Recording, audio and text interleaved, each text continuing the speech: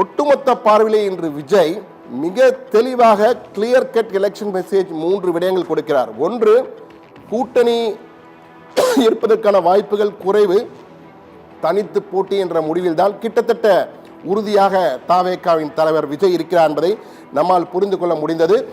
நட்பு சக்தி இல்லாவிட்டு நட்பு சக்தி வருவதற்கு வாய்ப்புகள் குறைவு என்பதை அவரே சொல்லியிருக்கிறார். எனவே தனித்து களமிறங்குவதற்கு தாவேகா தயார் என்பதை நம்மால் புரிந்து கொள்ள முடிந்தது. இது அரசியல் கட்சிகளுக்கு.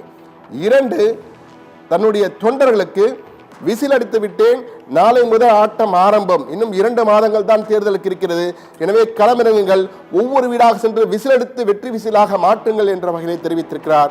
3வது, நம்முள் ஒற்றுமை இல்லாவிட்டால் தோல்விதான் என்பதை தன்னுடைய நிர்வாகிகளுக்கும் தன்னுடைய தொண்டர்களுக்கும் மிக தெளிவாக கூறியிருக்க. குறிப்பாக நிர்வாகிகள் மட்டத்திலே அந்த ஒற்றுமையின்மை தெளிவாக இருக்கிறது என்பதை அறிந்திருக்கிறார், அவருக்கு வந்திருக்கும் என்று நினைக்கிறேன். அதை தான் அவர் சொல்லாமல் சொல்லியிருக்கிறார்.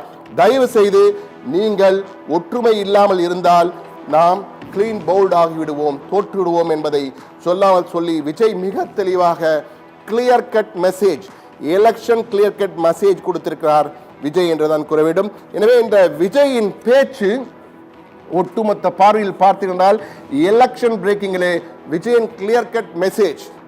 இன்று விசில் அடித்து தன்னுடைய ஆட்டத்தை தொடங்கிவிட்டார். மீண்டும் ஒருமுறை விஜய் விசில் அடிக்கின்ற காட்சிகளுடன் இந்த சிறப்பு நிகழ்ந்து விடைபெறுகிறோம். அந்த காட்சிகளை பார்த்து கொண்டு இந்த சிறப்பு நிகழ்ந்து விடைபெறுவோம். மீண்டும் ஒரு சிறப்பு நிகழ்ச்சி நிகழ்ச்சியில் சந்திப்போம். நன்றி, வணக்கம்.